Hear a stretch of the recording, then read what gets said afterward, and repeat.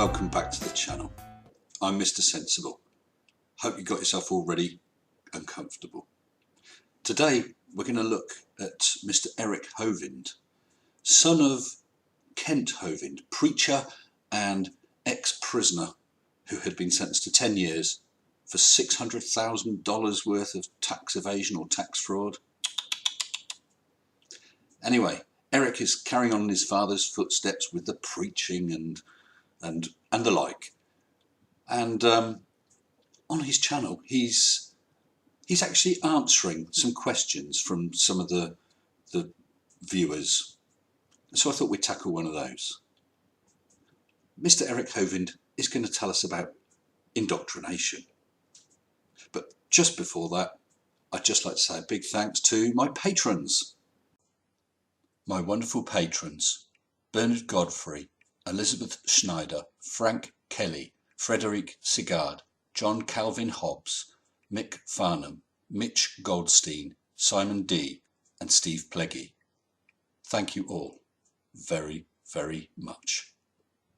If you'd like to support me in the same way, just go to patreon.com and search for Mr. Sensible, or use the link in the description. Now, Eric, tell us what the question is today. Should Christian parents indoctrinate their children with Christianity? Well, Eric, I would say no. Parents shouldn't indoctrinate their children with anything. But maybe that's the only way you're going to get them, is by grabbing them young, eh? Mark asks, would you advocate sharing all faiths and atheist views equally and let the child decide on their own what makes the most sense? Well, Eric, that seems a fairly good question and a fairly sensible position to take, to not overly persuade your children, your innocent children who will probably take everything you say at face value, to not persuade them without good evidence, without them making up their own minds. Yeah, sounds fair enough. Hey, thanks so much for your question, Mark. This is a fairly common question from skeptics. Well, I'd be more impressed if not only was it a question from skeptics, if it was a question from the religious. You would think that they would want to know what's the best thing to do. And I've heard atheists and agnostics tell me that their parents did this, describing it as being open-minded and giving the child freedom. And I would absolutely agree with that. And it's the position I took with my children. Some of my family are religious. I most definitely am not.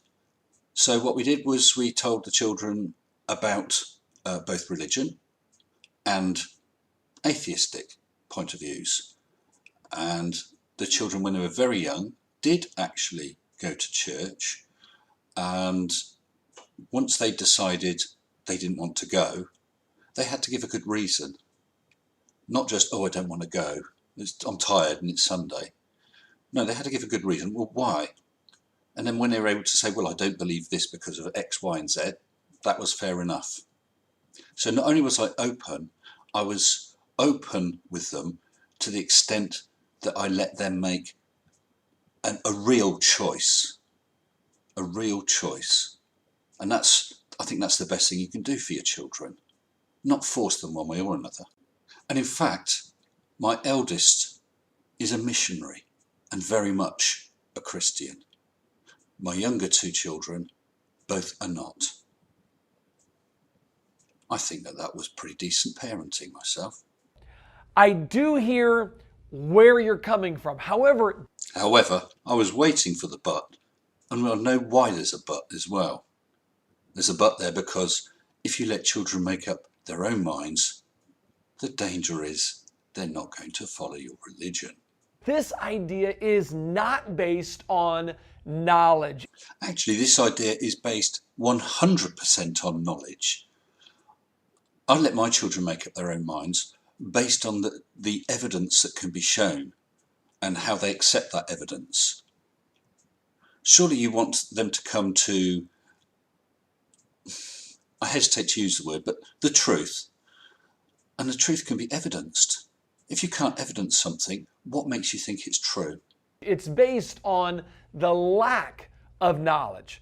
Now, before I address the question directly, think about it this way. What if we applied that same logic to other areas of life in raising children? What would a 5-year-old eat if the parent presented healthy food and junk food as equally valid foods? I get what you're saying, but I can't help thinking that what you're presenting is the donut of religion, the tasty donut where everything will be nice, where you can say sorry and you're forgiven, that you'll live forever in happiness in heaven. You're presenting that donut, whereas the reality of life is often an apple. Sometimes it's sweet, and sometimes it's really sharp, but you have to deal with it. Nothing but junk food and candy, right? Back in the day of black and white television, there were cigarette commercials where doctors told you which brand of cigarettes they smoked. Why? Because they thought it was good. Now doctors know smoking causes cancer and a host of other health problems, so they don't tell people to smoke, but insist pretty dogmatically, don't smoke cigarettes. Well, that is true. And as you said, they now would tell you not to smoke cigarettes because we know better, because the evidence is in, and because they are honest enough to change their opinion based on the real evidence. What is dishonest is to take a book that's 2,000 years ago, collection of books, and just accept that as correct and unchanging and infallible. All the stuff about slavery, we know better now. So we don't keep slaves. If you're not going to change your opinion, then you are closed-minded. Their new knowledge changed how they teach. They don't present smoking and non-smoking as equally valid. Now, to speak directly to the question, if your parents were agnostics, that means they claim they don't know. And that's a thoroughly honourable position. If you don't know, you don't know. Show the evidence so that we can know. But it hasn't been forthcoming. They don't know if God exists, or they call themselves atheists, and they're not sure that there is such a thing as truth. Whoa there, son of a preacher man. What do you mean atheists don't know if there's such a thing as truth? I'm not sure that you actually know what an atheist is. It would make sense for them to tell you to figure it out for yourself. After all, you can't teach your kids something you don't know. Absolutely you can't teach kids about something you don't know. Hence why you don't know anything about evolution, abiogenesis, cosmology, all those things that your father Kent really doesn't understand. The honest position is to say, you know what, son? I don't know. Let's go to a library. Let's look it up on the internet. But I don't think that fits in with your biblical view. I think it's more a case of, never mind that rubbish, what's it say in my book? But as a Christian, I know who God is. I know that Jesus is the way, Jesus is the truth, and Jesus is the life, and no one comes to the Father but by Jesus. You don't know that. You have faith in that. You believe that. That is a big difference. To not teach my kids this truth would be worse than letting them discover for themselves how unhealthy cigarettes are at the end of their life. Well, if your children grow up and go to university and study and then find out about things like cosmology and physics and so on, you might find that they're rather disappointed in some of the fairy stories you've told them. Now, while a good parent will not shield their children from other ideas as if those ideas don't exist, they will teach them the truth that they know.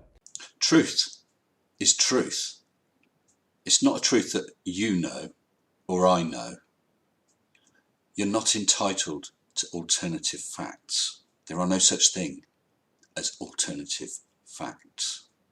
A passage often quoted for this is from Proverbs chapter 22, verse number 6, and it says, "Train up a child in the way he should go, and when he is old, he will not depart from it." Bingo! That is indoctrination, and your scriptures are instructing you to indoctrinate your children. So, as a Christian, I would not hide the truth from my children because I love them. As an apologist, I do present all ideas equally, but not as if they're all equally true. Eric, I will just say at this point, I'm sure you do love your children, okay? But I can just imagine you telling them about evolution and that these strange monkey theories of some madman called Darwin and how they want you all to go to Satan. I should think it's not a very unbiased chat. I guide my children to truth, just as I tell them to eat vegetables and don't do drugs. Ultimately, all children are going to grow up and decide for themselves what they're going to believe, think, feel, and do. But as a loving parent, I'm going to do my best to guide my children to truth, and that means guiding them to Jesus. So a bit of biased indoctrination then. Mark, thanks so much for asking that question. If you have questions, send them in to questions@creationtoday.org. Dear Mr. Hovind, I have changed my mind and wish to indoctrinate my children in a religious belief. I wish them to know the truth. I do have one issue though. There are approximately 4,000 religions around now. Which one has the truth? Lots of love, Mr. Sensible. Well, thanks for that, Eric. We might come back to another one of your questions another day. If you haven't already, please consider subscribing. Just click Mini-Me down in the corner here. I look forward to seeing you in the chat and seeing you with my next video. Until then, stay sensible. Shut up and sit down.